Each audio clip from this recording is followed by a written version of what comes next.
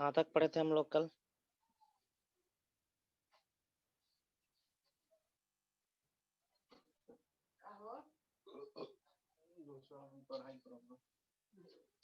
आवाज नहीं लगी।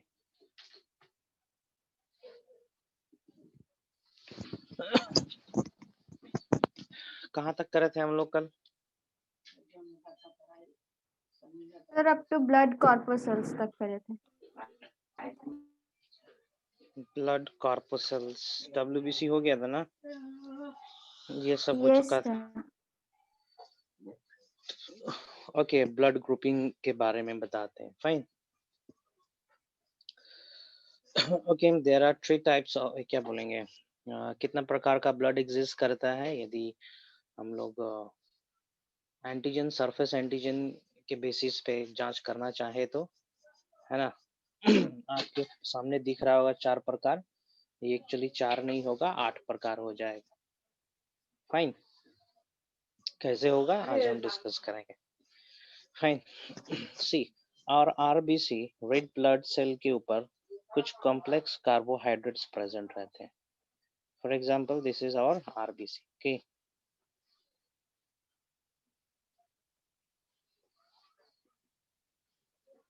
ये RBC है, रेड ब्लड सेल। इस रेड ब्लड सेल के ऊपर कुछ प्रेजेंट रहते हैं कार्बोहाइड्रेट, इस तरीके से, है ना। तो इन कार्बोहाइड्रेट के चलते एक एंटीजेनिक प्रॉपर्टी आती है RBC के पास, है ना। इसलिए हम इसको कहेंगे एंटीजन।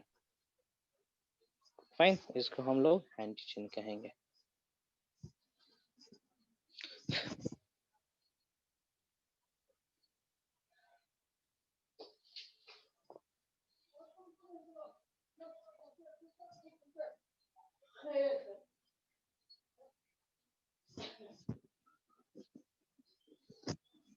ठीक है, जैसे कि देखेंगे यहाँ पे,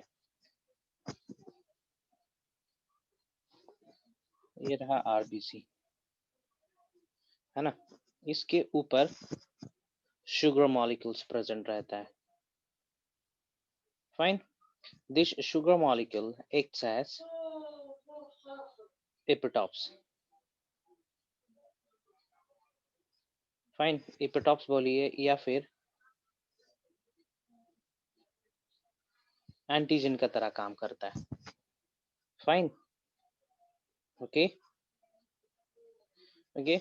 यदि ये एंटीजन A टाइप है तो कहेंगे कि this blood group is of A blood group.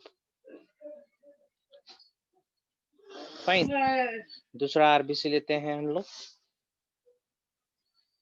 Fine, इसके पास अलग प्रकार का शुगर प्रेजेंट है ना। ओके, अलग प्रकार का एंटीजन प्रेजेंट है। And if this antigen is B तो हम कहेंगे कि ये ब्लड ग्रुप हो जाएगा ब्लड ग्रुप B। फाइन, यदि तीसरा कंडीशन लेते हैं, here we have 2 types of antigens, A antigen भी प्रेजेंट है, B एंटीजन भी प्रेजेंट है। फाइन, दोनों एंटीजन प्रेजेंट है यदि, तो इसको कहेंगे this blood group is of AB blood group, है ना। If RBC possesses 2 types of antigens over its plasma membrane तो कहेंगे कि ये ब्लड ग्रुप AB टाइप है। फाइन, एक और हम बता रहे हैं यहाँ पे, for example this is RBC and it has no any sugar molecules over its surface, है ना। कोई शुगर मॉलिक्यूल्स नहीं है इसके मेम्ब्रेन के ऊपर, तो इस ब्लड ग्रुप को हम लोग कहेंगे blood group 0 O। Blood group O, यहाँ पे कोई एंटीजन प्रेजेंट नहीं। फाइन, एनालिसिस के दौरान ये भी पता चला है कि यदि ब्लड में ब्लड ग्रुप A एंटीजन है, मतलब A एंटीजन के चलते है, if this blood group is A type तो इसके ब्लड में B एंटीबॉडी प्रेजेंट रहता है। ठीक है, B एंटीबॉडी कहने का मतलब, यदि इस ब्लड ग्रुप में B ब्लड आता है है ना, बी ब्लड आता है तो ये बी एंटीबॉडी इसको तोड़ देगा, हटा देगा, डिग्रेड कर देगा, है ना, इसीलिए बी एंटीबॉडी को प्रेजेंट करवाया जाता है। फाइन, उसी का तरह यदि ये ब्लड ग्रुप बी है तो इस ब्लड में हमें एंटीबॉडी ए देखने को मिलेगा। फाइन, और चूंकि यहाँ पे दोनों एंटीजन प्रेजेंट है तो यहाँ पे कोई एंटीबॉडी नहीं रहेगा। ठीक है, यहाँ पे कोई एंटीबॉडी नहीं रहना है। The last one blood group O, है ना, यहाँ पे कोई एंटीजन नहीं है लेकिन यहाँ पे दोनों एंटीबॉडी रहेंगे, एंटीबॉडी ए भी रहेगा और एंटीबॉडी बी भी रहेगा। अब जैसे ही ये इंडिविजुअल ब्लड ग्रुप ओ वाला इंडिविजुअल यदि ए वाला ब्लड ग्रुप रिसीव करेगा तो क्या हो जाएगा, ये इसको तोड़ देगा। यदि ये बंदा बी ब्लड ग्रुप से रिसीव करेगा बी ब्लड तो ये वाला एंटीबॉडी इसको तोड़ देगा, है ना। सो इसीलिए the person with blood group O can receive the blood from the donor having blood group O, है ना। यदि ब्लड ग्रुप ए बी या फिर ए बी रिसीव करेगा तो उनके शरीर में प्रेजेंट एंटीबॉडीज ब्लड को डिग्रेड कर देंगे, क्लोट कर देंगे, जिसके चलते इंडिविजुअल की डेथ हो सकती है। फाइन, यहाँ पे देखो ए एंटीजन है, बी एंटीजन है और इसके पास कोई एंटीबॉडी नहीं है, मतलब ये ब्लड ग्रुप बी भी रिसीव करेगा तो कोई डर नहीं है, ब्लड ग्रुप ए रिसीव करेगा तभी कोई डर नहीं है, ब्लड ग्रुप ओ भी रिसीव करेगा तो कोई डर नहीं है, क्योंकि यहाँ पे तोड़ने वाला एंटीबॉडी तो है ही नहीं। सो इसीलिए the person with blood group A B is known as universal, क्या कहेंगे, क्या कहेंगे, एक्सेप्टर, एक्सेप्टर कहेंगे इसको, है ना। ओके, यहाँ पे देखते हैं a person with blood group B, है ना, ब्लड ग्रुप बी है तो ये कहाँ कहाँ से ब्लड रिसीव कर सकता है बंदा, है ना, ब्लड ग्रुप बी रिसीव कर सकता है। ओके, यदि ये ब्लड ग्रुप ए रिसीव करेगा ये वाला एंटीबॉडी क्या करेगा, इसको तोड़ देगा। Means a person with blood group B can receive blood from B donor और ओ से भी तो रिसीव कर सकता है ना, क्योंकि इसके पास कोई एंटी, ओके, इसके पास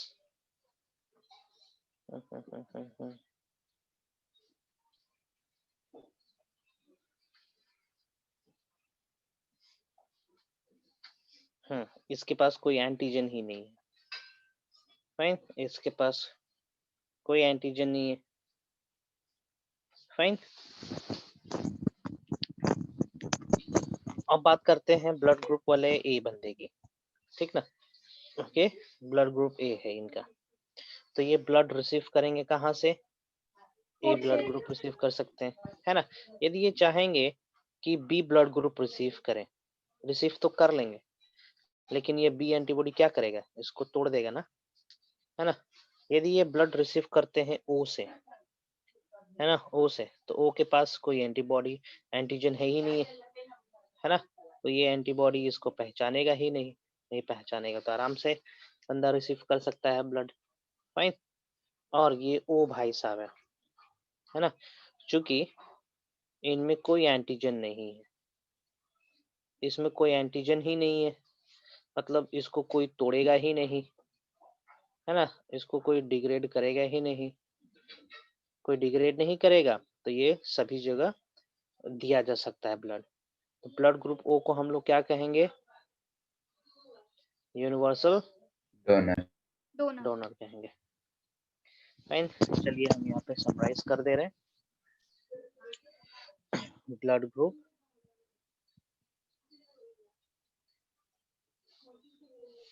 ठीक है, हाँ जी बोलो। सर अगर ब्लड ग्रुप ए वाले ए बी रिसीव करेंगे तो क्या होगा? हाँ, ए बी कौन सा, इसकी बात कर रहा हूँ, यहाँ की बात कर रहे हो ना, ब्लड ग्रुप बी वाला बंदा ना।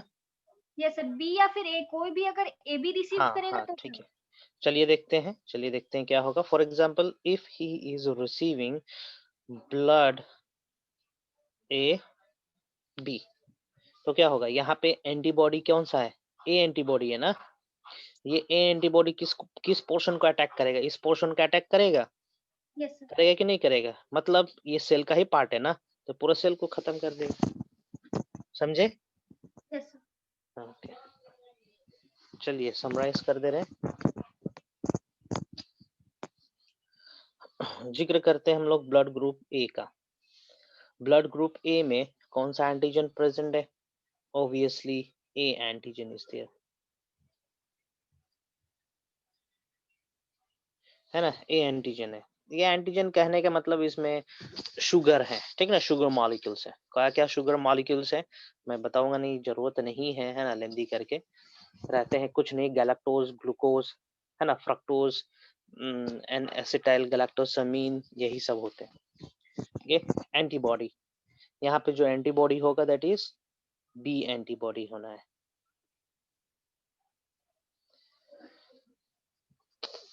एक्सेप्ट ब्लड फ्रॉम,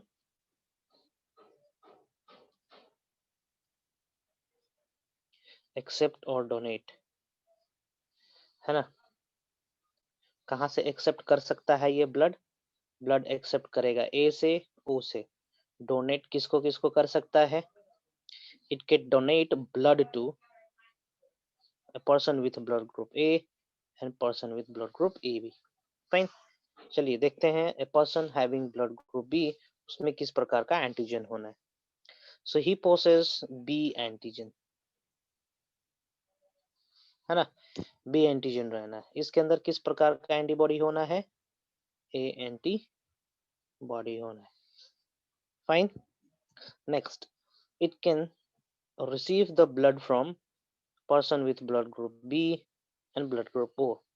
डोनेट किसको किसको करेगा, person with blood group B and person with blood group AB, इसको डोनेट करेगा, फाइन। नेक्स्ट देखते हैं blood group AB, fine. Blood group AB कोई एंटीजन इसमें नहीं है, कोई एंटीजन नहीं है इसमें, लेकिन इसके पास दोनों एंटीबॉडी होगा, है ना। ए एंटीबॉडी भी होना है और बी एंटीबॉडी भी होना है, फाइन। दो एंटीबॉडीज होने हैं इसमें, ओके। सर एंटीजन इसमें दोनों रहना चाहिए कि एक भी? किसमें किसमें, ए सर बी आप में। उल्टा लिख दिए सर।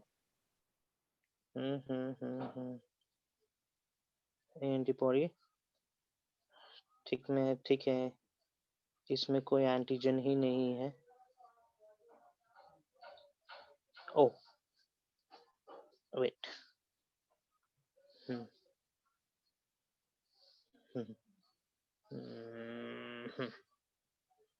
ये क्या हो जाएगा, इधर आएगा, इधर करते हैं और इसको हटाते हैं यहाँ से इधर,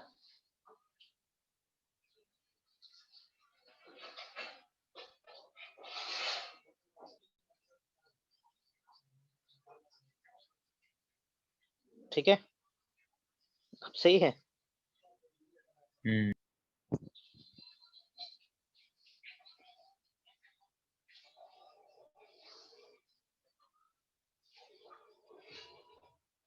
एंटीजन एंटीजन, ये ना, इसके पास कोई एंटीबॉडी नहीं, मींस नो एंटीबॉडी, फाइन, कोई एंटीबॉडी नहीं, ओके। ना ये कहाँ से ब्लड रिसीव कर सकता है, ये ब्लड रिसीव कर सकता है ए बी और ओ से। किसको डोनेट कर सकता है ये blood, so it can donate to only person with blood group AB, फाइन। आगे बढ़ते हैं। ओ देखते हैं, blood group O, blood group O वाले में कोई एंटीजन प्रेजेंट नहीं रहता है, नो एंटीजन, है ना, लेकिन it has A antibody and B antibody. Fine, ये दोनों एंटीबॉडीज इसके पास प्रेजेंट है। चलिए, ये ब्लड कहाँ कहाँ से रिसीव कर सकता है? It can receive blood only from O and it can donate blood to O, A, B, AB. Fine. तो यहाँ पे हम देख पा रहे हैं this is acting as a universal donor, और यहाँ पे ये एक्सेप्टर हो जाएगा, यूनिवर्सल एक्सेप्टर AB। फाइन, इसके एंटीजन कुछ इस तरीके से होते हैं, ये देखो। For example this is RBC, इसके ऊपर शुगर्स प्रेजेंट रहते हैं।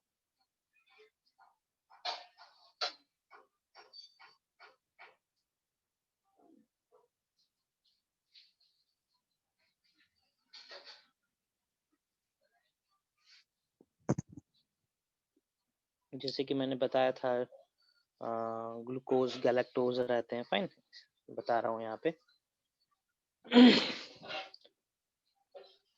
इस तरीके से, जैसे कि ग्लूकोज हो गया,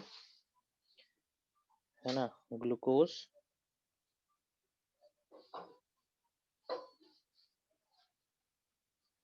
इस तरीके से,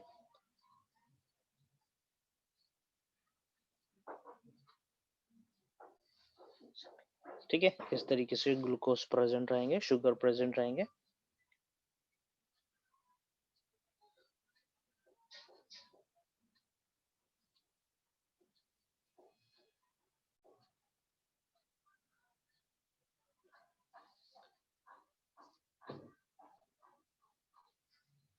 ये भी नेग हो जाएगा, यहाँ पे ये हो जाएगा आपका ग्लूकोसामिन,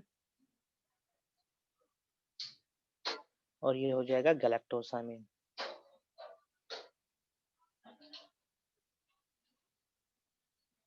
एन एसिटाइल, है ना, पूछता नहीं है, बस हम जैसे ऐसे ही आप लोग को बता रहे हैं, 1 2 3 फिर होना है यहाँ पे गैलेक्टोज। फाइन, और इसके ऊपर क्या क्या प्रेजेंट रहेगा, है ना, इसके ऊपर अब प्रेजेंट रहना है एक वेरिएबल शुगर, है ना। अब ये वेरिएबल शुगर के चलते ही, ओके, वेरिएबल शुगर के चलते ही अलग अलग प्रकार का ब्लड ग्रुपिंग होना है। फाइन, इस तरीके से एक और यहाँ पे हम ऐड कर दे रहे हैं, दिस इज फ्रक्टोज। फाइन, चलिए, ये हो गया RBC। तो इसके ऊपर कितने प्रकार के शुगर हो जाएंगे, देखते हैं, 1 2 3 4, ये रहने ही रहने हैं, है ना, ये सभी के ऊपर रहना है। Fine, blood group AB O सभी के ऊपर रहना है।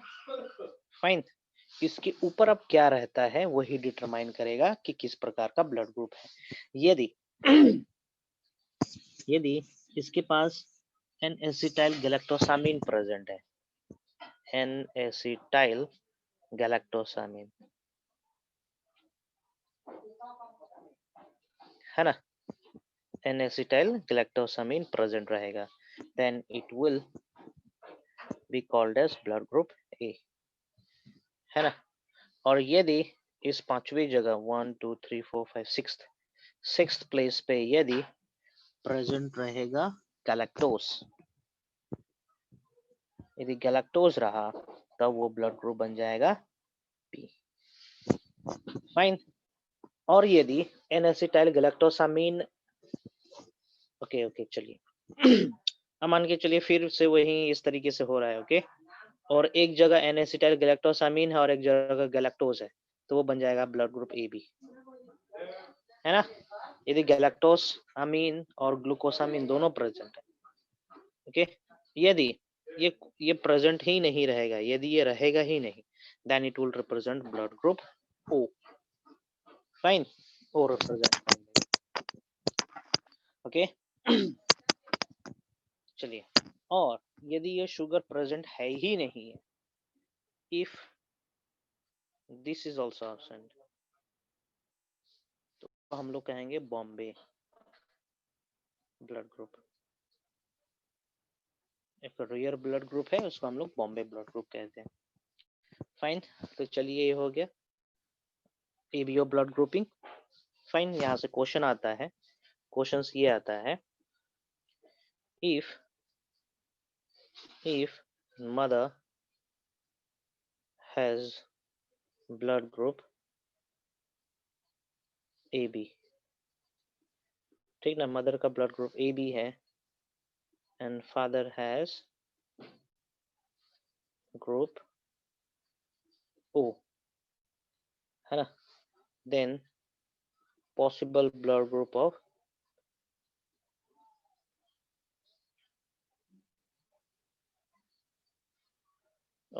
Children will be what,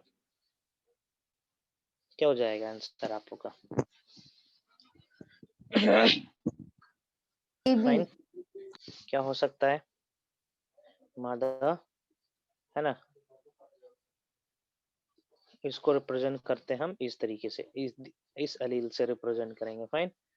father के पास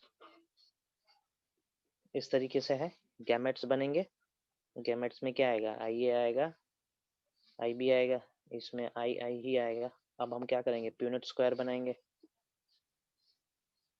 है ना, मदर के गैमेट्स, फादर के गैमेट्स रख देंगे, देखते हैं यहाँ पे क्या आ रहा है।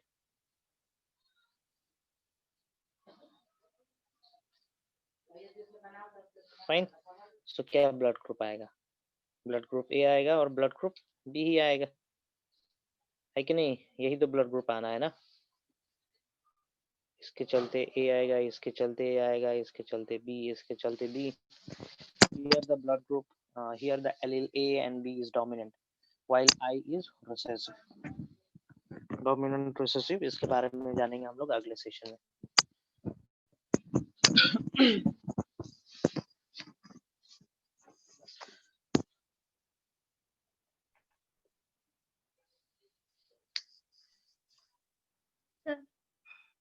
हाँ बोलो। पॉजिटिव और नेगेटिव ब्लड ग्रुप क्या हाँ, पॉजिटिव नेगेटिव अभी हम डिस्कस करेंगे उसके बारे में। पॉजिटिव नेगेटिव अभी डिस्कस करेंगे। ये हो गया ब्लड ग्रुप ए बी ना।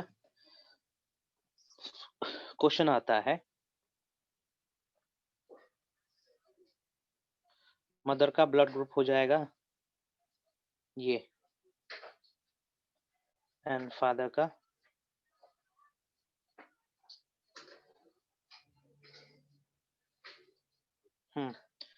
पॉसिबल ब्लड ग्रुप प्रोजेनी क्या हो जाएंगे?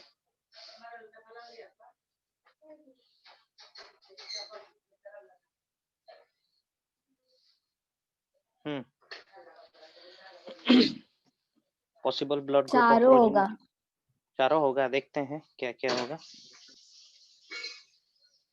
एलिल्स बना लेंगे, है ना, गैमेट्स बनाएंगे, एक गैमेट ये, दूसरा गैमेट ये, एक गैमेट ये, दूसरा गैमेट यही होगा ना।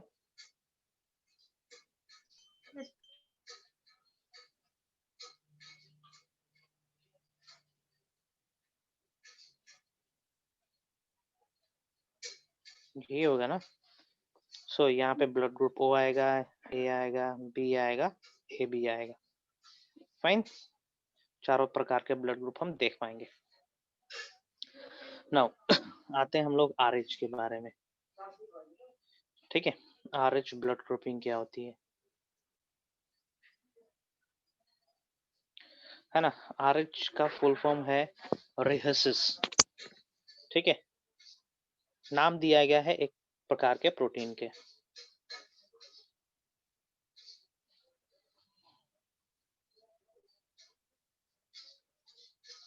रिहेसिस, है ना। बंदरों के केस में, रिहेसिस मंकी के केस में एक प्रकार का इपिटॉप देखा गया था, है ना, और same type of epitope human being के अंदर भी देखा गया था। सो इसीलिए इस प्रकार के एपिटॉप्स को हम लोग RH एपिटॉप्स कहते हैं, है ना। इट हैज द शुगर, वो 6 शुगर तो रहेंगे ही रहेंगे, जिसके चलते ABO ग्रुपिंग होती है। फाइन। इसके अलावा और भी एपिटॉप्स प्रेजेंट रह सकते हैं यहाँ पे, जिसको हम लोग RH एपिटॉप्स कहेंगे या फिर RH एंटीजन कहेंगे। यदि ये एपिटॉप प्रेजेंट है तो प्लस कहेंगे, नहीं है तो उसको RH माइनस कहते हैं। फाइन। यही होता है ब्लड ग्रुपिंग माइनस प्लस। समझ में आया? यदि हम बोल रहे हैं blood group A positive, means इस ब्लड के पास ए एंटीजन तो है ही है, एन एसिटाइल गैलेक्टोसामिन है ही है, साथ में यहाँ पे RH भी है। यदि मैं बोलूंगा A minus, means it has only the A antigen.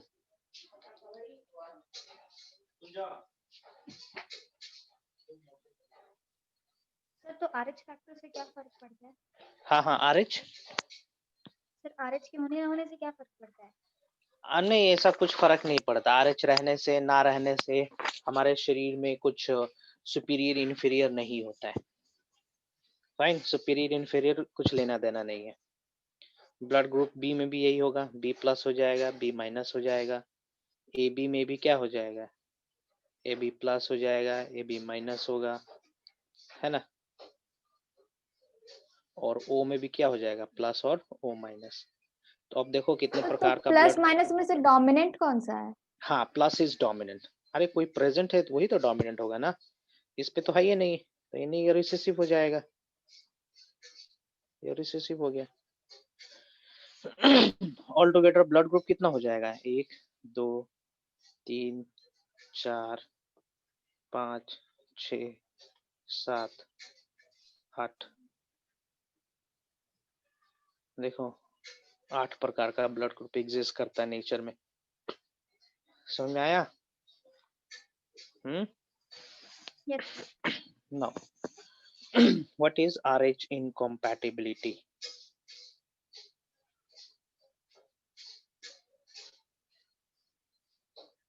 NCERT है आप लोग के पास? देखेंगे वहां पे कुछ लिखा हुआ है, देखो तो वहां पे लिखा हुआ है RH incompatibility, कुछ यस शब्द सर, लिखा लिखा है। हुआ है।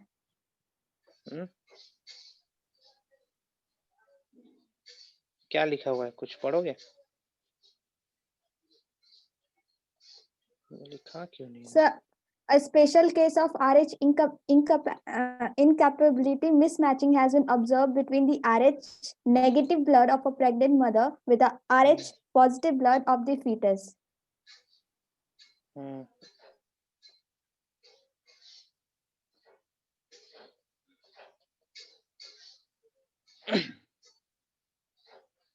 और कुछ है, पढ़ो पढ़ो उसको, हम बता रहे हैं अभी क्या है।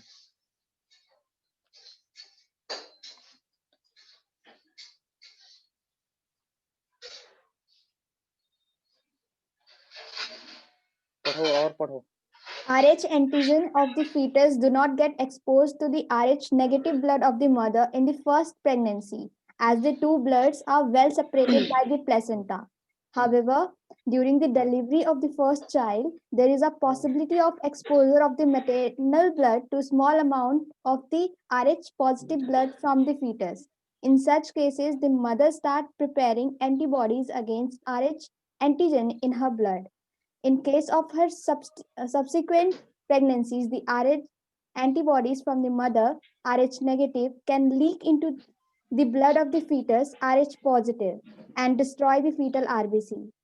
This could be fatal to the fetus or could cause severe anemia or jaundice to the baby. This condition is called erythroblastosis fetalis. ठीक।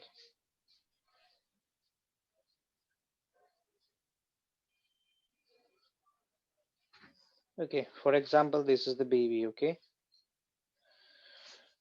For example, mother has blood group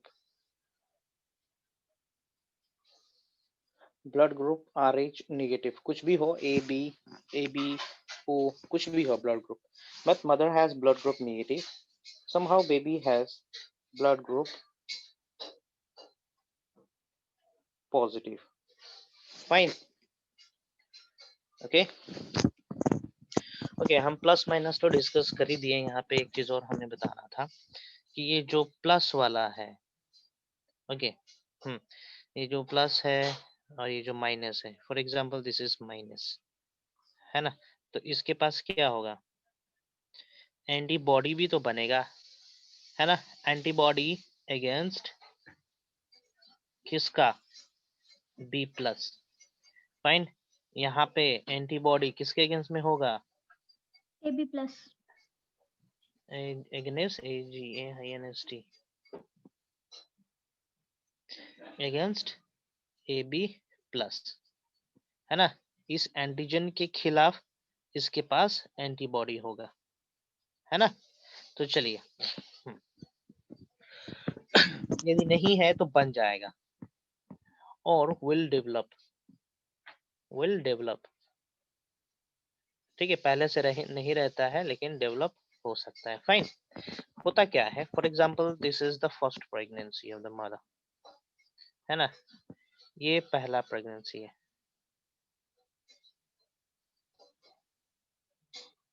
okay पहला प्रेगनेंसी है मान के चलिए।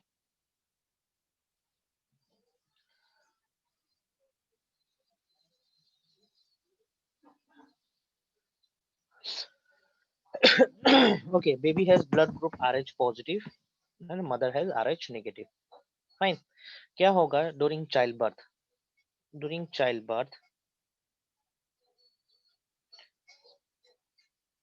है ना, child birth, baby का birth हो रहा है, उसके दौरान एक्सीडेंटली, फाइन, एक्सीडेंटली इसका ब्लड, चाइल्ड का ब्लड कंटामिनेट हो गया मदर्स के ब्लड से, मदर्स ब्लड से। फाइन, क्या हो रहा है यहाँ पे, चाइल्ड्स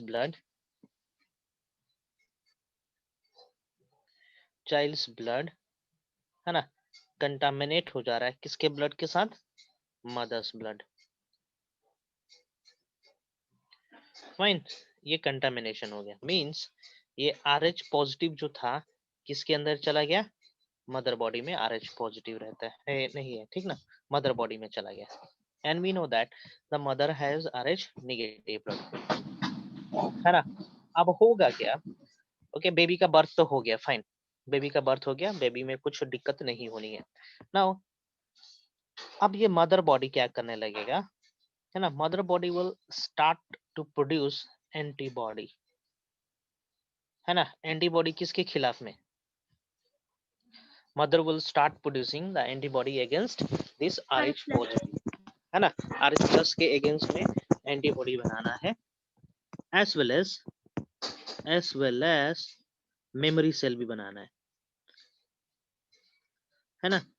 मेमोरी सेल हमारा इम्यूनिटी का एक इम्पोर्टेंट पार्ट है, मेमोरी सेल इसलिए बनाया जाता है ताकि वही चीज यदि दोबारा आएगा तो उसको तुरंत इराडिकेट कर दिया जाएगा शरीर से। फाइन, समझ में आया, ये किया जाता है, ओके। चलिए हो गया, मदर के बॉडी में क्या बना है, ध्यान देंगे, मदर के बॉडी में एंटीबॉडी बना है, वो एंटीबॉडी ये RH पॉजिटिव को तोड़ दिया उस समय, है ना, हफ्ते दिन के अंदर जितने भी RH पॉजिटिव आए थे ब्लड बच्चे से एक्सीडेंटली, वो सब टूट गया, साथ में मेमोरी सेल भी बन गया और मदर बॉडी में स्टोर्ड हो गया। Fine, now if the mother undergoes second pregnancy, है ना, if the mother encounters second pregnancy, है ना, और फीटस का ब्लड ग्रुप यदि माइनस है तो ठीक है, यदि माइनस है मतलब RH नेगेटिव है तो कोई दिक्कत नहीं, लेकिन यदि RH पॉजिटिव हुआ तब क्या होगा। फाइन, ये रहा बच्चा एक्सीडेंटली RH पॉजिटिव ही है मान के चलिए, मदर बॉडी में क्या हो रखा है, RH पॉजिटिव के अगेंस्ट क्या बना हुआ है, एंटीबॉडी बना हुआ है ना, ओके। तो जैसे ही बच्चे के अंदर ब्लड फॉर्मेशन शुरू होगा, मतलब ब्लड की सिंथेसिस शुरू हो गई 1 महीना 2 महीने बाद, तो ये एंटीबॉडी फीटस के अंदर एंटर करेगा और फीटस के ब्लड को डिग्रेड करना शुरू कर देगा, क्लॉट करना शुरू कर देगा, है ना, जिसके चलते फीटस एनीमिक कंडीशन इनकाउंटर करेगा। एनीमिक कंडीशन कहने का मतलब लो आरबीसी। फाइन, ऑक्सीजन कम मिलेगा, बेबी डेथ हो सकता है ना। और इस डेथ के कारण को हम लोग कहते हैं एरेथ्रोब्लास्टोसिस,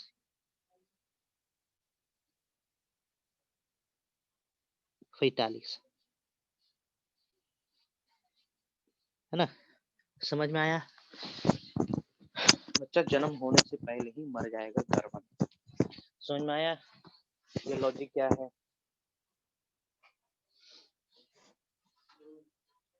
समझ में आया? सर अगर मदर RH पॉजिटिव है और बेबी RH नेगेटिव है तब कुछ नहीं होगा? ना, उसके केस में कुछ नहीं होना है।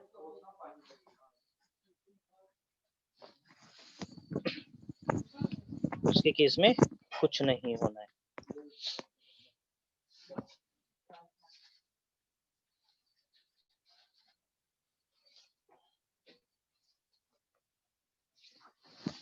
कुछ मटेरियल्स ऐसे होते हैं जो मदर बॉडी से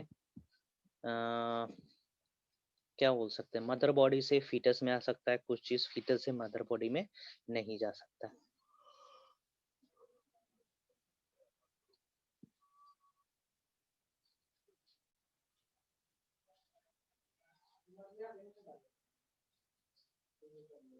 है ना। कुछ क्वेश्चन रेज हो रहे हैं तो पढ़ो और पूछेंगे जरा। तो इसको ठीक नहीं किया जा सकता है? हाँ, किया जा सकता है ना। मेडिकल साइंस इतना एडवांस हुआ तो ठीक किया जा सकता है। बताएंगे और पूछो, इससे कुछ क्वेश्चन अराइज हो रहे हैं तो।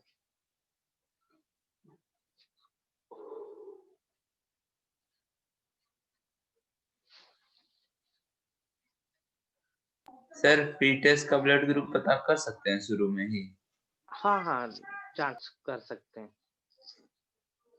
ठीक ना। हम प्रोबेबिलिटी भी निकाल सकते हैं, लेकिन प्रोबेबिलिटी तो प्रोबेबिलिटी ही रहेगा। यदि मदर और फादर का ब्लड ग्रुप पता है ना, तो प्रोबेबिलिटी निकाल सकते हैं, कंफर्म कर सकते हैं हम लोग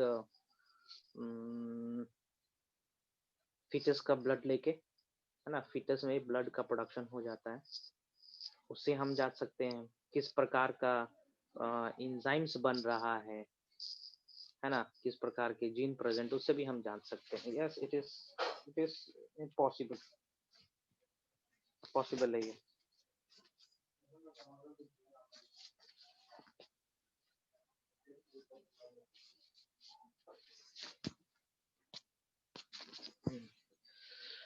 चलिए,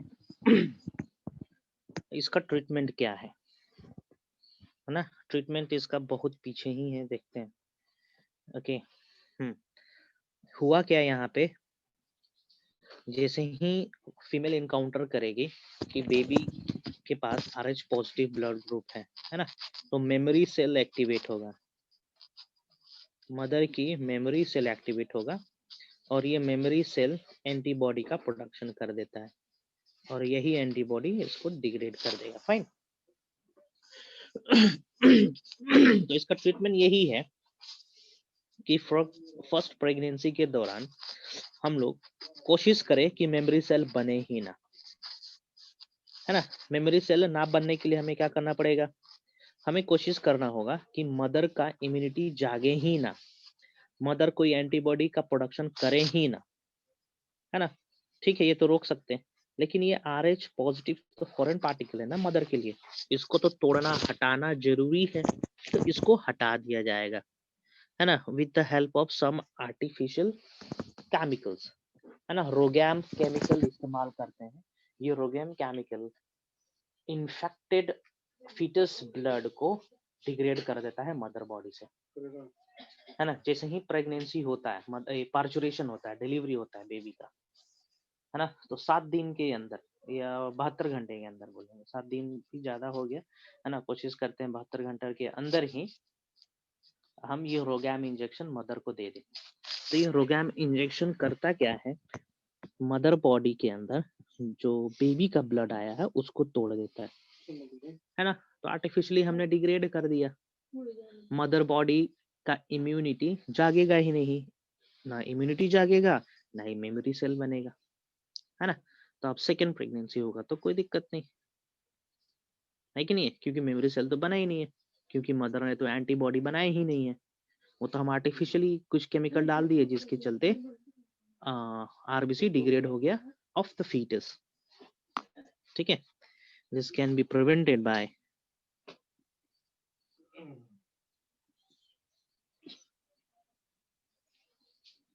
injecting Rogam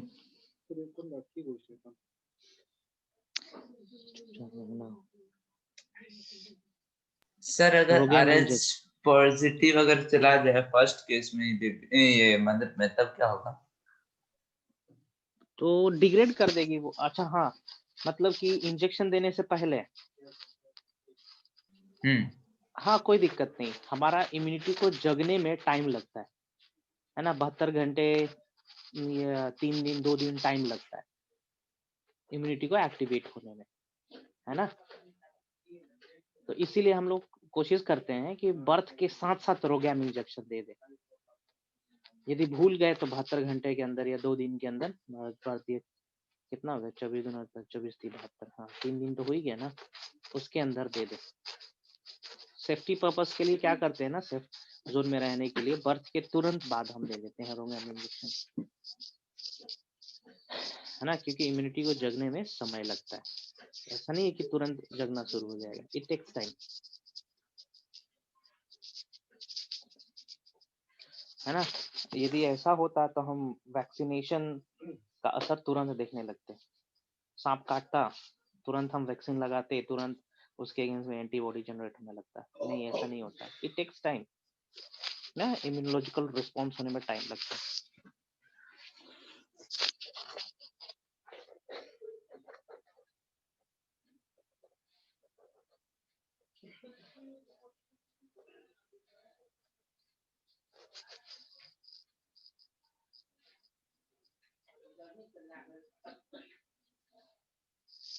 ठीक है, रोगैम इंजेक्शन।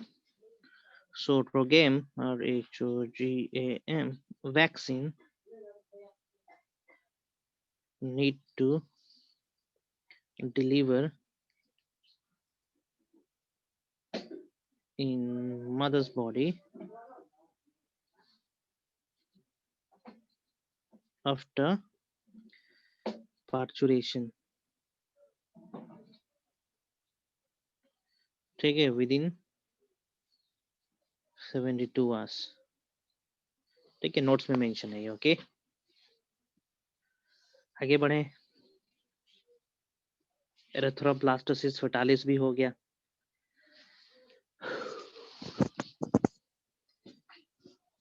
किसी कुछ पूछना है पूछ सकता है, तो हम आगे बढ़ेंगे। सर डिलीवरी से पहले ब्लड मिक्सिंग नहीं होता है? ना, ये एक्सीडेंटली है, जो भी जिक्र कर रहे हैं एक्सीडेंटली बात कर रहे हैं हम, उससे पहले नहीं होता है। Placenta is a barrier, placenta एक बैरियर है between the fluid material which is present in the foetus and the mother, है ना। तो उससे पहले मिक्सिंग नहीं होती। ओके, मदर बॉडी और फीटस के बीच में एक फिल्टर लगा हुआ है, फाइन, फिल्टर लगा हुआ है। For example this is mother's body, okay, और ये रहा फीटस, ये रहा अम्बिलिकल कॉर्ड, फाइन। तो यहाँ पे कुछ फिंगर लाइक स्ट्रक्चर होता है, उसको हम लोग क्या बोलते हैं, प्लासेंटा कहते हैं, है ना। तो प्लासेंटा में Yes, sir. यहाँ पे लेयर्स प्रेजेंट रहते हैं, अलग अलग प्रकार के लेयर्स होते हैं, है ना। तो ये लेयर एक गेटवे की तरह काम करता है, फिल्टर की तरह काम करता है। Okay, it allows the exchange of only desire materials, fine. जो जरूरत है बेबी के लिए वही चीज एंटर करेगा, जो हार्मफुल है बेबी के लिए वो एंटर नहीं करेगा, फाइन। लेकिन कुछ कुछ मटेरियल्स ऐसे भी होते हैं जो कि प्लासेंटा भी बचा नहीं सकता, वो पास हो जाता है, जैसे कि HIV, है ना, it can enter from mother to the foetus. Okay, RH positive के अगेंस्ट में एंटीबॉडीज ये भी पास हो सकते हैं, है ना। तो गुने चुने मटेरियल्स पास हो सकते हैं, बहुत सारे मटेरियल पास नहीं हो सकते। और और फीटल बॉडी से क्या बोलेंगे, इम्प्यूरिटीज ही पास होता है मदर बॉडी में। फाइन, वो चीज पास नहीं होगा जो मदर बॉडी को हार्म करेगा, सीवियर डिजीज कॉज करेगा। वो तो एक्सीडेंटली हो जाता है, कंटामिनेट हो जाता है, ब्लड कट हो जाता है, टिश्यूज डैमेज हो गया, मदर का भी टिश्यू डैमेज हो गया, फीटस का भी टिश्यू डैमेज हो गया, है ना, और उसके दौरान ब्लड की मिक्सिंग होगी।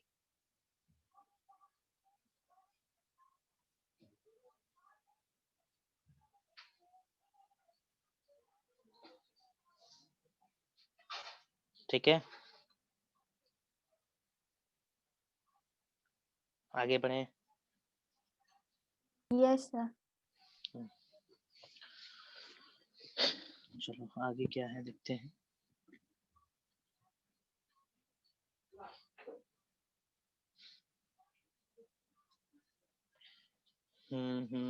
Blood clotting. ठीक है, ब्लड क्लोटिंग मतलब एक कैस्केड होता है, एक स्टेप बाय स्टेप प्रोसेस होता है ब्लड क्लोटिंग के लिए। मतलब बहता हुआ ब्लड को रोकने के लिए, यदि ब्लड ज्यादा बह जाएगा शरीर से तो ब्लड प्रेशर लो हो सकता है, जिसके चलते मायोकार्डियल इन्फेक्शन हो जाएगा and we may die. Fine, तो ब्लड क्लोटिंग के लिए बहुत सारे फैक्टर्स रिस्पॉन्सिबल है, लगभग 13 फैक्टर्स यहाँ पे मेंशन करा है मैंने, सब याद करने की जरूरत नहीं है ना। जो जो इम्पोर्टेंट है मैं यहाँ पे मार्क कर दे रहा हूँ, याद रखेंगे, क्वेश्चन वहां से आता है। Calcium ion is necessary for the clotting of blood, उसको हम लोग ब्लड फैक्टर 4 कहेंगे। फाइन, ब्लड फैक्टर 8 इम्पोर्टेंट है, that is called anti haemophilic factor, Christmas factor, this is factor number 9। Okay, ये सब इम्पोर्टेंट है। फाइन, इतना ही इम्पोर्टेंट है, इन सभी फैक्टर्स का नाम याद रखेंगे, इसके अलावा नहीं पूछेगा कुछ, स्टेप नहीं पूछेगा किस तरीके से ये स्टेप होता है ब्लड कोगुलेशन का। फाइन, नहीं पूछना है, मोटा मोटी हम प्रोसेस बता दे रहे हैं होता कैसे होगा। ओके,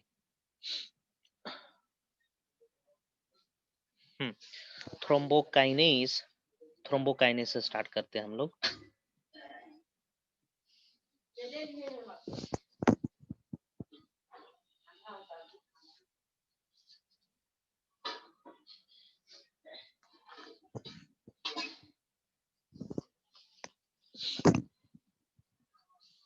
आखिरी स्टेप बता रहा हूँ, जो मोस्ट इम्पोर्टेंट स्टेप है वही थ्रोम्बोकाइनेज।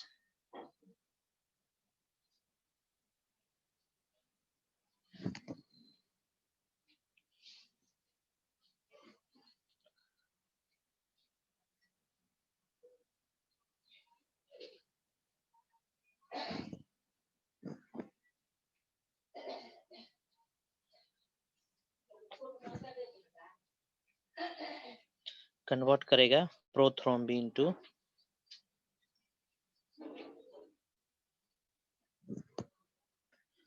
थ्रोम्बिन।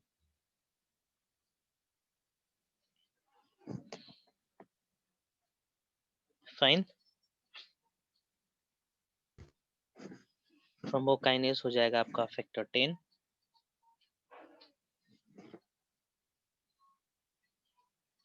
नाउ अब थ्रोम्बिन क्या करेगा, इट विल एक्टिवेट फिब्रिनोजेन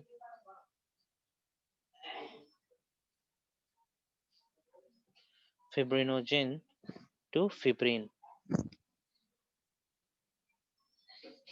है ना। अब ये फिब्रिन क्या करेगा, फाइबर है, ये मैश लाइक स्ट्रक्चर बनाएगा जहाँ पे कट पोर्शन है ना, और यहाँ पे डिपॉजिट हो जाएंगे सेल डेब्रिस, सेल डेब्रिस कहेंगे।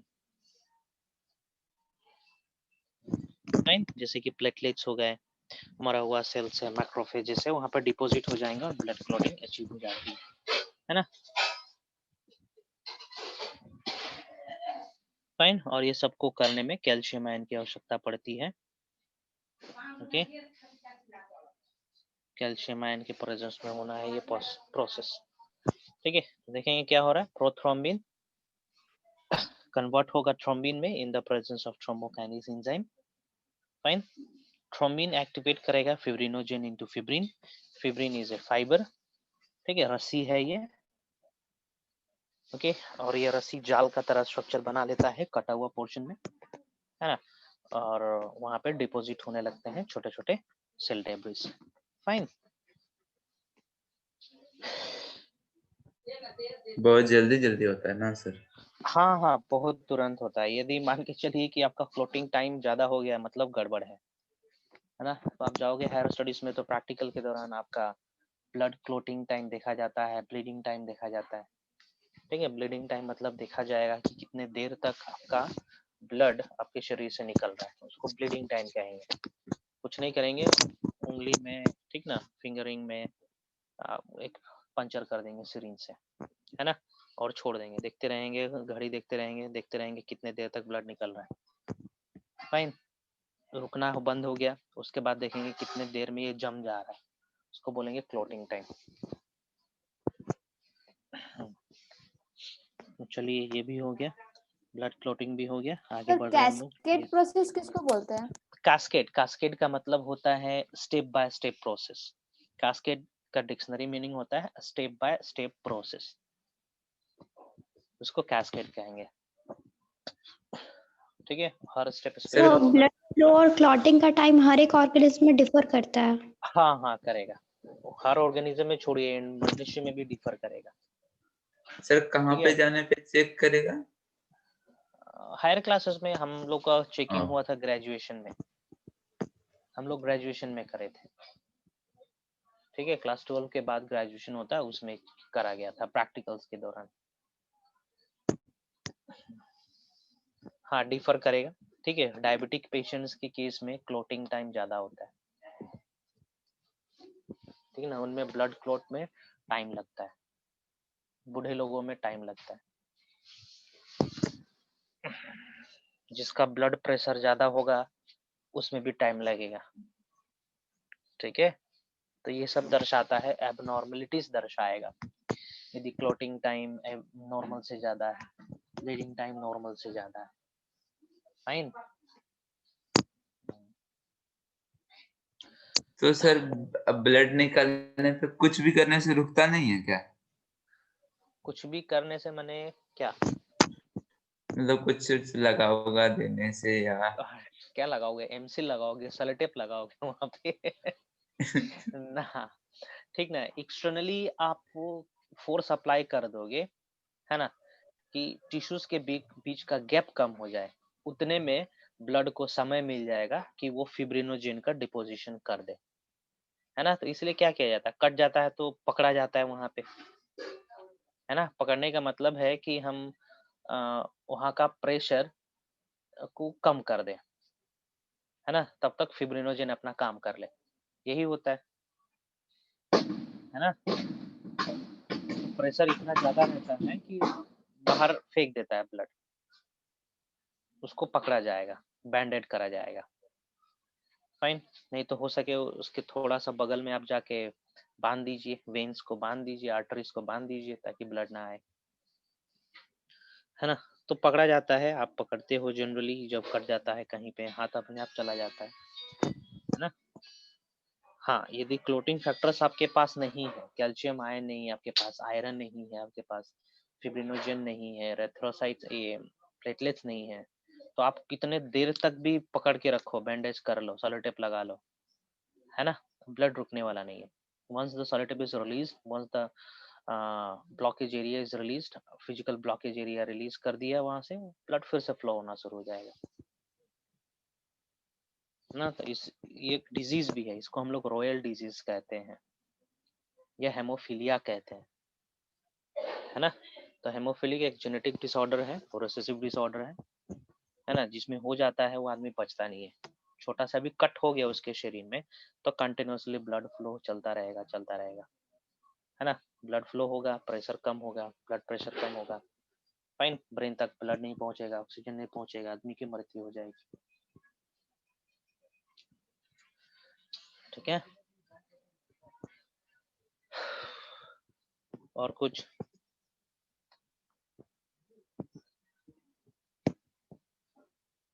आगे बढ़े। Yes sir. Next is lymph.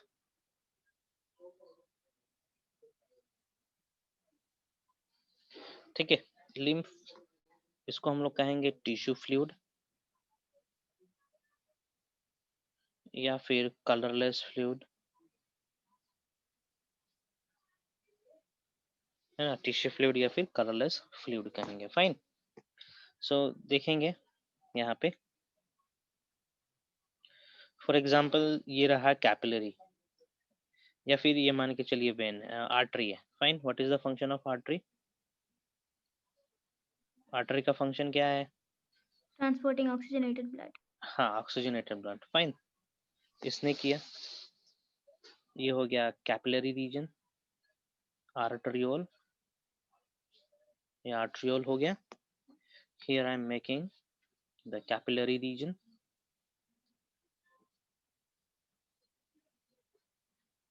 है ना। कैपिलरी के बाद फिर से स्टार्ट हो गया क्या? ठीक है, दिस इज वेन्यूल और ये हो जाएंगे वेन, है ना। ब्लड का मूवमेंट यहाँ से यहाँ है ना। इसका प्रेशर थोड़ा ज्यादा है, इसका प्रेशर कम है। फाइन। होता क्या है, जैसे ही, हाँ, और इसके आसपास क्या है, ये सब टिश्यूज हैं। स्किन हो गया, ये सब टिश्यूज है। फाइन।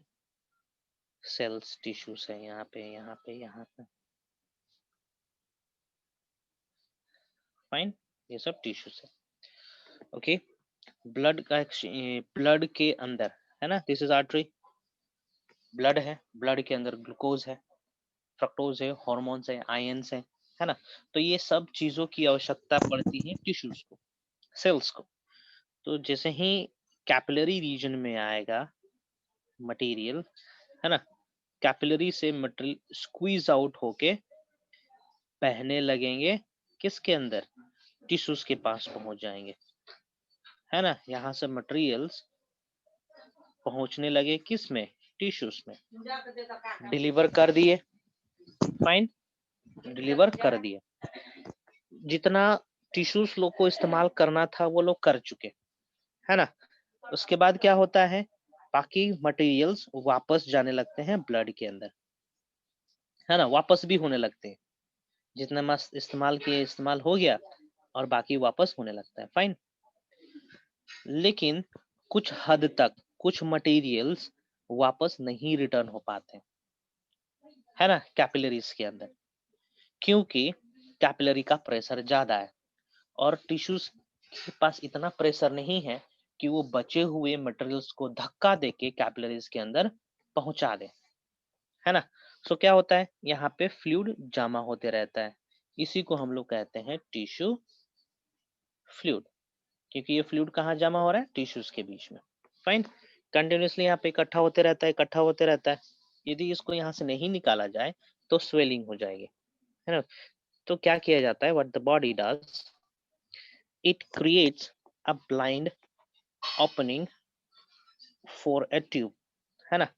और ये सब फ्लूइड उस ब्लाइंड ओपनिंग में जाने लगते हैं, मतलब स्टार्टिंग पॉइंट नहीं रहता, इसलिए इसको ब्लाइंड ओपनिंग कह रहे हैं। फाइन। और आगे चल के एक बड़ा सा ट्यूब का रूप ले लेते हैं और इसी को हम लोग कहते हैं लिम्फ वेसल, और इसी को कहेंगे हम लोग क्या? लिम्फ वेसल, है ना। इसको कहेंगे लिम्फ वेसल।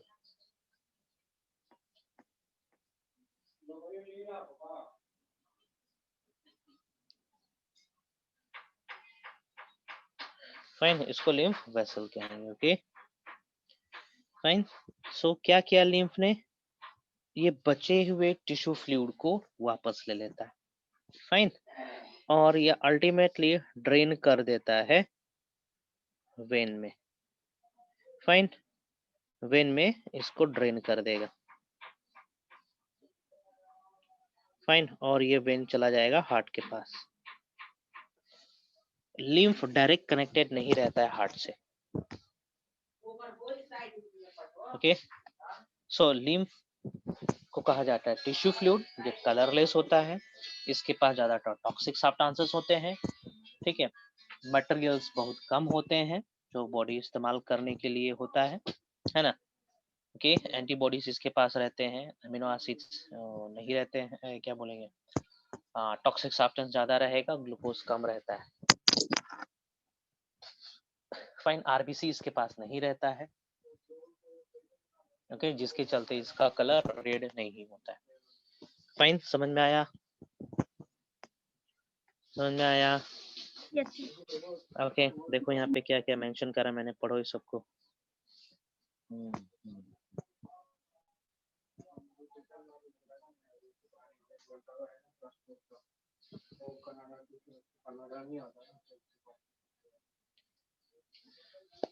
ठीक है, समझे? आगे बढ़े और देखते हैं इसमें इम्पोर्टेंट क्या है। It has low carbon dioxide, protein and nutrient, सब कम रहता है इसमें। आरबीसी नहीं है इसके पास, इसलिए कलरलेस है, हाई कार्बन डाइऑक्साइड होता है और इसको क्लोट होने के लिए ज़्यादा समय लगता है। यदि हमारा लिम्फ डैमेज हो जाए तो ज़्यादा समय लगेगा क्लोट होने में, क्योंकि उसके पास प्लेटलेट्स भी कम है। Now lymph maintains the total volume. What is the significance of lymph? Lymph मदद करता है टोटल वॉल्यूम को मेंटेन करने के लिए थ्रू आउट द बॉडी, है ना। ये मिडिल मैन का तरह करता है ना। मिडिल मैन का तरह कहने का मतलब कि ये एक मीडियम है जिससे रॉ मटेरियल्स स्किन के सेल्स तक पहुंचता है ना। स्किन के सेल्स तक ब्लड कैपिलरी नहीं आ सकता है। यदि ब्लड कैपिलरी स्किन तक आया और थोड़ा सा भी डैमेज होगा स्किन में तो बहुत ज्यादा खून बहने लगेगा, क्योंकि कैपिलरीज के अंदर ब्लड हाई प्रेशर से आ रहा है और स्किन के ऊपर आना मतलब, है ना, क्या बोलेंगे, ज्यादा चांसेस होगा ना कैपिलरीज का पंचर होने का, क्योंकि उसको कवर प्रोवाइड नहीं किया जा रहा है ना। तो इसलिए क्या करते हैं, ब्लड कैपिलरीज दूर से ही अपना मटेरियल्स स्क्वीज आउट कर देते हैं मीडियम में, और वो टिश्यूज के होते हुए, इंटरस्टिशियल स्पेसेस के होते हुए रॉ मटेरियल्स पहुंच जाता है हर सेल्स तक। फाइन, जैसे कि आप खेत में पानी कर रहे हो, खेत में सिंचाई कर रहे हो पंप से, है ना। तो आप पंप लेके पूरे खेत में नहीं घूमोगे, simply you will drain the pipe in one of the corner of the field, है ना, और धीरे धीरे पानी भरता जाएगा और हर कोने तक पहुंच जाएगा फील्ड के, उसी तरीके से। ठीक है, shall I move? Yes, sir. Okay, चलो, हार्ट एंड सर्कुलेटरी सिस्टम। अब आते हैं हम लोग हार्ट पे, ठीक है। एंड सर्कुलेटरी सिस्टम पे दो प्रकार का सर्कुलेटरी सिस्टम एग्जिस्ट करता है नेचर में, open and closed. Open circulatory system कहने का मतलब होता है कि कोई पाइपलाइन नहीं है, बस एक मोटर लगा हुआ है। फाइन, ये रहा एक बॉडी, इस बॉडी में हमने एक जगह पे एक मोटर लगा दिया, है ना। एक मोटर लगा दिया हमने, एक जगह से फ्लूइड को सक आउट कर रहा है, दूसरी जगह से रिलीज कर रहा है, बस, है ना। तो ये होता है ओपन सर्कुलेटरी सिस्टम। हार्ट तो प्रेजेंट है, लेकिन इसमें कोई प्रॉपर पाइपलाइन नहीं है, वेसल्स नहीं है, ब्लड वेसल्स नहीं है, स्पेशल वेसल्स नहीं है ना। ब्लड जो है वो पूरे बात किया हुआ है इसके ऑर्गन्स को, जितने भी ऑर्गन्स होंगे इसके सब डूबे हुए हैं खून में, है ना। तो सभी ऑर्गन्स को अगल बगल से चारों तरफ से ऑक्सीजन मिल जाता है। फाइन, ये हो गया open circulatory system. Next exist करता है क्लोज टाइप। हाँ, ये ओपन टाइप कहाँ कहाँ पर है देख लेंगे। सिफेलोपोड्स में, लीचेस में, ट्यूनिकेट्स में, मॉलस्क, एकेनोडर्म्स, आर्थ्रोपोड्स, है ना, इन सब लोअर ऑर्गेनिजम्स में एग्जिस्ट करता है, except in cephalopods and octopus, है ना। इनमें close type of circulatory system exist करता है, though they are belonging to the lower animal group. Question आता है यहाँ पे। Next is closed. Close type of circulatory system में स्पेशल ब्लड वेसल्स होंगे जो हार्ट से कनेक्टेड होंगे, है ना। एक तरफ से ब्लड आएगा, दूसरे तरफ से ब्लड जाएगा, प्रॉपर चैनल में रहेगा, है ना। रिस्ट्रिक्टेड एरिया में ही प्रेजेंट रहेगा। फाइन, और जिस ऑर्गन को ब्लड चाहिए उसको पहुंचाया जाता है with the help of vessels. Fine, ये प्रेजेंट रहेगा एनालीड्स में, वर्टिब्रेट्स में, ठीक है, सिफेलोपोड्स में, ठीक है ना। सिफेलोपोड्स कहने का मतलब यहाँ पे हो जाएंगे octopus.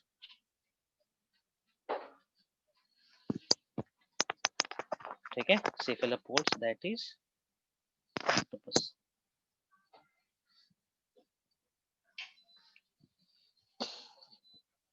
How many chamber heart is there in case of octopus? Hmm?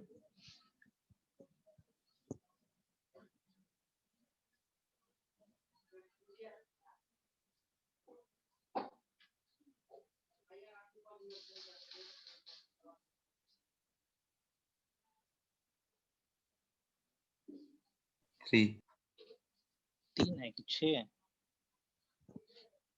3 है, ठीक। आगे बढ़े, चलिए सर, आगे बढ़े। हाँ बोलो। ओपन और क्लोज में फ्लो ऑफ ब्लड डिफर क्यों करता है? एक में फास्ट, एक में स्लो। ओके, फास्ट होगा तुम्हारा ब्लड कैपिलरीज के अंदर, ब्लड वेसल्स के अंदर, क्योंकि ब्लड एक लिमिटेड एरिया में जा रहा है, एक कंट्रोल्ड चैनल में जा रहा है ना।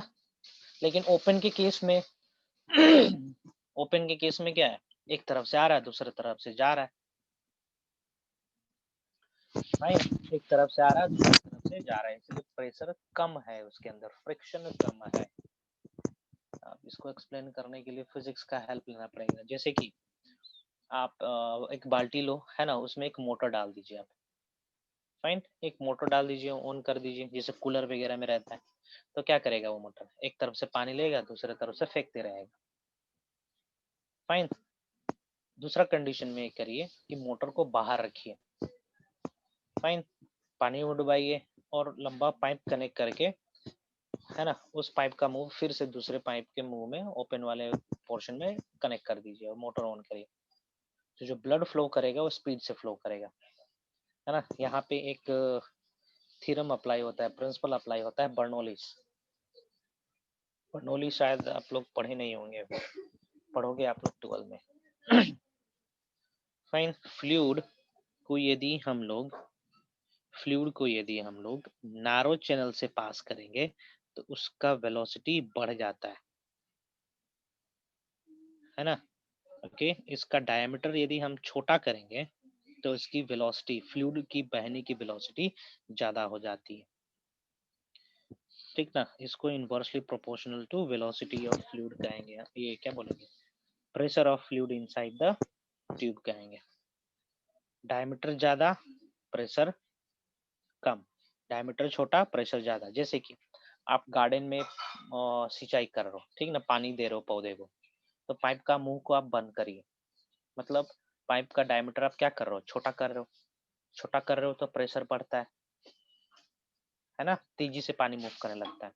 लेकिन पाइप का मुंह बड़ा कर दो तो क्या होता है, प्रेशर कम हो गया, है ना, पानी धीरे धीरे जा रहा है या कम प्रेशर से जा रहा है बोलेंगे। तो ओपन के केस में क्या हुआ, यहाँ पे तो कोई पाइप है ही नहीं है, यहाँ पे कोई ट्यूब है ही नहीं है, तो नॉर्मली ब्लड आ रहा है, जा रहा है ना, विथ नॉर्मल प्रेशर या लेस प्रेशर कहेंगे। लेकिन क्लोज के केस में ब्लड फ्लो हो रहा है नैरो डायमीटर्स में, जिसके चलते प्रेशर भी ज्यादा है, फोर्स भी ज्यादा लग रहा है और तेजी से मूव करता है। इस तरीके से समझेंगे, समझे समझे। Hello, yes sir. ओके, हाँ।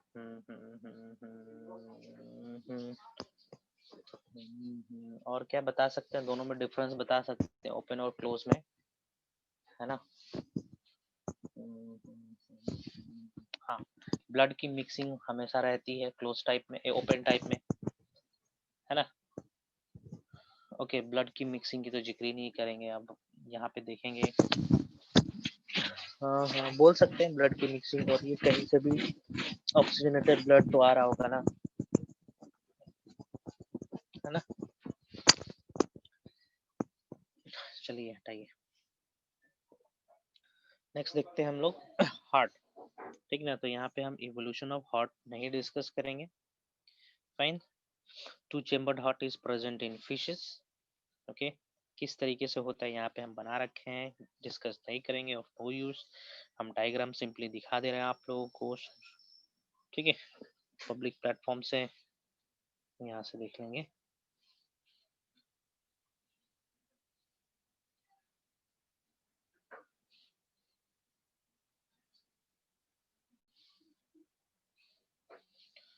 दो चेम्बर्ड हार्ट, दो चेम्बर्ड कहने का मतलब हार्ट के पास दो ही चेम्बर होगा, ठीक है। One is ventricle, another is atrium, है ना। डायग्राम देख पा रहे हैं, वेंट्रिकल एंड एट्रियम देख पा रहे हैं, यस सर। ठीक ना। ओके, वेंट्रिकल एक चेम्बर हो गया, एट्रियम दूसरा चेम्बर हो गया, फाइन। इसको हम लोग कहेंगे टू चेम्बर हार्ट। ये देखो यहाँ पे वेंट्रिकल्स एंड एट्रियम। वेंट्रिकल्स देखेंगे मसल से बना हुआ है और ब्लड को पंप करता है।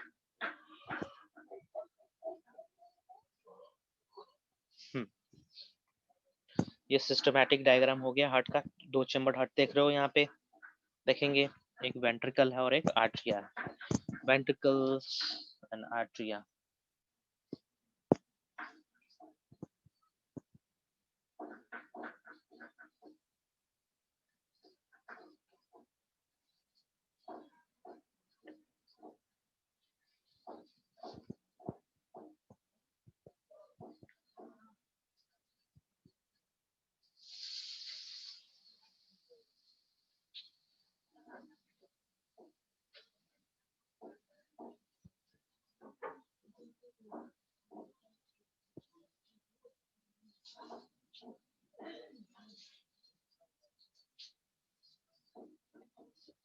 ठीक है, ये पढ़े।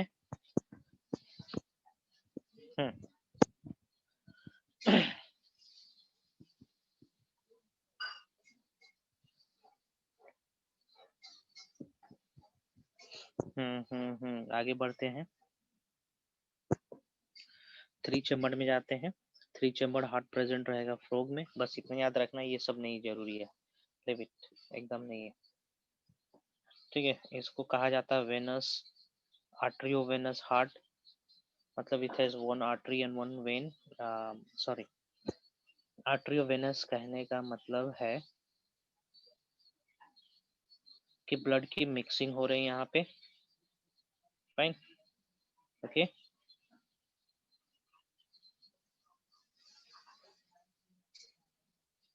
इसको हम लोग वेनस हार्ट कहते हैं। वेनस हार्ट इसलिए कहते हैं क्योंकि वेन के through, sorry, heart carries deoxygenated blood. Venous heart कहने का मतलब हार्ट कैरी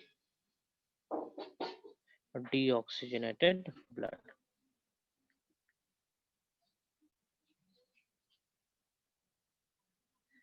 ठीक है, डीऑक्सीजनेटेड ब्लड ओनली, इसलिए इसको कह रहे हैं हम लोग वेनस हार्ट। यहाँ पे हम आर्ट्रियोवेनस कह रहे हैं, मतलब हार्ट कैरी करता है ऑक्सीजनेटेड और डीऑक्सीजनेटेड ब्लड दोनों, fine. Next next next, reptiles के केस में भी होता है three chambered heart, four chambered heart, ठीक है ना। फोर चेम्बर्ड हार्ट प्रेजेंट रहता है क्रोकोडाइल के अंदर, फाइन, ओके। यहाँ पे भी कुछ अलग प्रकार की एनाटॉमी होती है इसकी, है ना। क्रोकोडाइल हार्ट को देख एग्जामिन करेंगे तो हमें कुछ इस तरीके से स्ट्रक्चर देखने को मिलता है, देखेंगे, समझने की कोशिश करेंगे। ये देखो,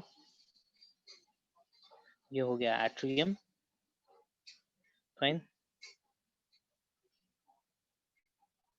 ये कुछ इस तरीके से बना हुआ स्ट्रक्चर है, देखेंगे। ये बाहर की तरफ जा रहा है, ये भी बाहर की तरफ जा रहा है,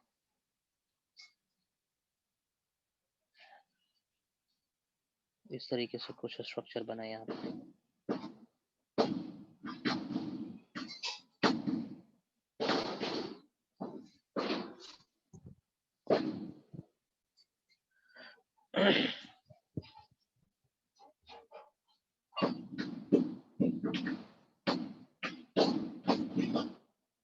ओके, क्रोकोडाइल के पास फोर चेम्बर्ड हार्ट कहते हैं। फोर चेम्बर मींस हैविंग चार चेम्बर, ठीक ना। दो एट्रियम होगा, दो वेंट्रिकल्स होगा, फाइन। इसका ऑपरेशन कुछ अलग तरीके से होता है, ओके। जब क्रोकोडाइल बाहर रहता है, फाइन, बाहर मतलब जमीन पे रहता है, ओके, तब ब्लड की प्यूरिफिकेशन होती है, मतलब ब्लड लंग्स तक पहुंचता है। फाइन, लंग्स तक पहुंचता है। देखो कैसे देखेंगे, ब्लड यहाँ से आया यहाँ, फाइन, फिर यहाँ से गया, ये देखो यहाँ से कहाँ जा रहा है, पल्मोनरी आर्टरी में, मतलब ये जाएगा किसके पास, लंग्स के पास जाता है प्यूरिफिकेशन के लिए। Fine, okay. प्यूरिफाई होके आएगा यहाँ से आना है, यहाँ से आना है, और ये दो आर्टरी के थ्रू, सिस्टमिक आर्टरी के थ्रू बॉडी में चला जाना है। Fine, okay. ये खिसक कब हुआ, जब वो जमीन पे होना है तब, ओके। लेकिन जब ये पानी में रहेगा तब क्या होता है, पानी में तो सांस नहीं ले पाएगा वो, है ना। जब पानी में रहेगा क्रोकोडाइल तो उस समय ब्लड की मूवमेंट इस तरीके से होती है, देखो इधर आया, इधर आया, है ना। अब instead of going to the lung, ये लंग में ना जाके सीधा, है ना, ये फोरामेन ऑफ पनीजा का इस्तेमाल करेगा और मूव करने लगेगा पूरे बॉडी में, है ना। और यहाँ पे ये जो एक वाल्व है जिसको हम लोग कोगटूथ कहते हैं, COG, है ना, ये बंद हो जाता है। ये कोगटूथ बंद होने के चलते ब्लड लंग्स तक नहीं पहुंचता है। पहुंचा के क्या फायदा, लंग्स तो काम नहीं करेगा पानी के अंदर, है ना। तो उस समय क्या होगा, ब्लड सीधा शरीर में चला जाता है ना। यदि हम स्ट्रक्चर बनाना चाहें तो इस तरीके से बनाएंगे हम, देखेंगे ध्यान से, क्लियर डायग्राम देखेंगे।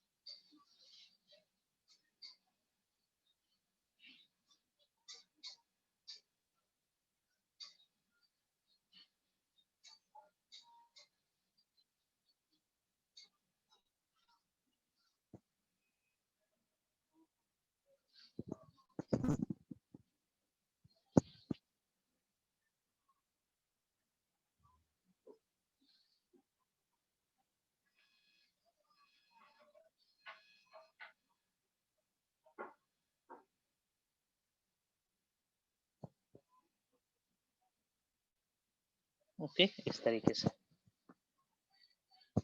फाइन, नॉर्मल कंडीशन में क्या हो रहा है, मैं नॉर्मल कंडीशन बना रहा हूँ। ब्लड आया, इधर गया किसके पास, लंग के पास, ठीक ना। प्यूरिफाई होके आया इधर, ठीक ना, और यहाँ से होते हुए पूरे शरीर में चला जाएगा, बॉडी में चला जाएगा, है ना।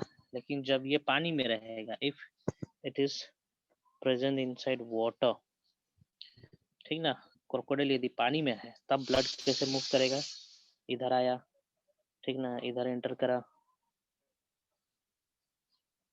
फाइन, इधर एंटर करा। अब instead of going into the lung it will move to this tubes, है ना। इस ट्यूब के थ्रू ये चला जाएगा पूरे शरीर में, और यहाँ पे ये ब्लॉक हो जाएगा, जिसको हम लोग कोकटूथ कहते हैं। फाइन, ओके, इस तरीके से काम होता है। तो पानी में मतलब समझे? सिर्फ डीऑक्सीजनेटेड ब्लड ही फ्लो करता है। हाँ, पानी में वो डीऑक्सीजनेटेड ब्लड को ही सर्कुलेट करते रहता है, तो ज्यादा देर तक थोड़ी रह पाएगा वो, कुछ देर तक रहता है फिर आता है ऊपर सांस लेने के लिए, है ना। डीऑक्सीजनेटेड ब्लड से ही ऑक्सीजन को एक्सट्रैक्ट करता है, चूसते रहता है ना।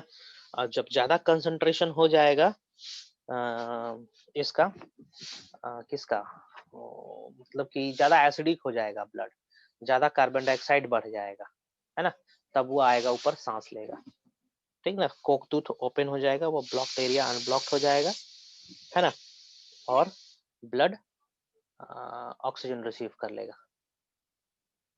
है ना। तो इस तरीके से काम होता है पानी के अंदर और पानी के बाहर। ठीक है, आज यहीं तक रहने देते हैं, अगले क्लास में हम एनाटॉमी ऑफ ह्यूमन हार्ट बताएंगे, ठीक ना, और इसकी हम लोग मसल्स का भी स्ट्रक्चर देखेंगे, है ना, और सबके बारे में वर्णन भी करेंगे। फाइन। चलिए, और किसी को Thank you, क्वेश्चन sir. करना है तो कर सकता है। Okay, thank you sir. Okay okay okay. कल क्लास है आप लोग का? कल क्लास है आप लोग का? No, sir.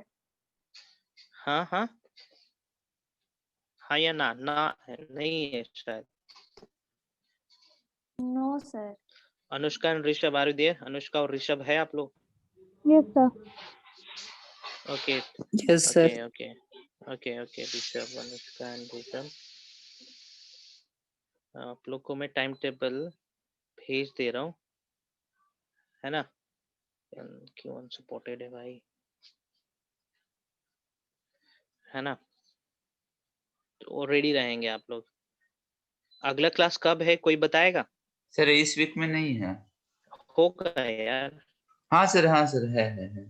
थर्सडे को है। हाँ अनुष्का, हाँ अनुष्का एंड ऋषभ थोड़ा क्लास का टाइम टेबल देख लेंगे।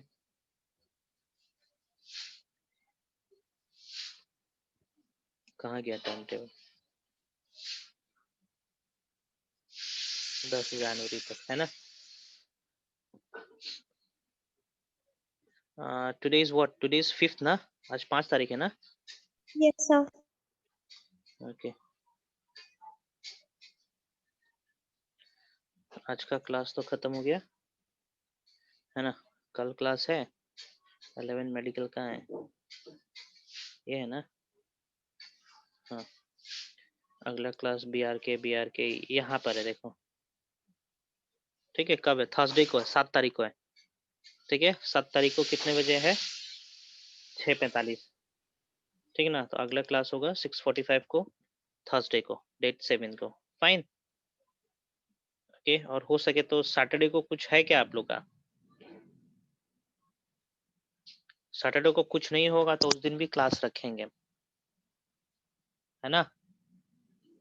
Okay sir. तो चलिए फिलहाल हम लोग मिलते हैं थर्सडे को एट 6:45। ठीक है, प्रेजेंट रहेंगे, बहुत इंपॉर्टेंट क्लास होना है उस दिन। सर हाँ हाँ बोलो। सर अगर हम लोग सांस रोकते हैं हाँ, तब क्या होता है? सांस रोकते हैं तो हम लोग मतलब एक्सलेशन और इनहेलेशन नहीं कर रहे हैं, फाइन, लेकिन हार्ट बीट चलते रह रहा है, मतलब ब्लड पंप हो रहा है। ओके, और वही डीऑक्सीजनेटेड ब्लड ही रोटेट हो रहा है, फाइन। और जब डीऑक्सीजनेटेड ब्लड और ज्यादा डीऑक्सीजनेटेड होते जाता है तो हम अनईजी महसूस करने लगते हैं, अब लगता है कि मर जाएंगे, प्राण निकल जाएगा, हाँ सर। है ना। ब्लड, हार्ट अपना काम करते रहता है, ब्लड सर्कुलेट करते रहता है ना। वही डीऑक्सीडेंटेड ब्लड है। हाँ हाँ, ब्लड में H+ आयन का कंसंट्रेशन बढ़ जाएगा, CO2 का कंसंट्रेशन बढ़ जाएगा, है ना। O2 का लो हो जाएगा, फाइन। तो हमारा RRC, respiratory rhythmic centre, activate हो जाएगा, मतलब इंटेंस काम करने लगेगा, हार्ट बीट तेज हो जाएगा, बार बार मसल्स के पास मैसेज भेजा जाएगा कि भैया आप कॉन्ट्रैक्शन करो, है ना, मतलब ब्रीदिंग करो। और जब ये सब फेल हो जाएगा तो इंडिविजुअल की डेथ हो जाती है ना। नाक रोकने का मतलब ये नहीं कि हमारा ब्लड फ्लो रुक गया, ब्लड फ्लो होते रहता है ना। कम ऑक्सीजन के साथ ब्लड सर्कुलेट करता है हमारे शरीर में, फाइन। और यस कुछ? सर। No sir. ओके, चलो मिलते हैं हम लोग next day, fine, will meet on 7th, fine. Okay, चलिए बाय।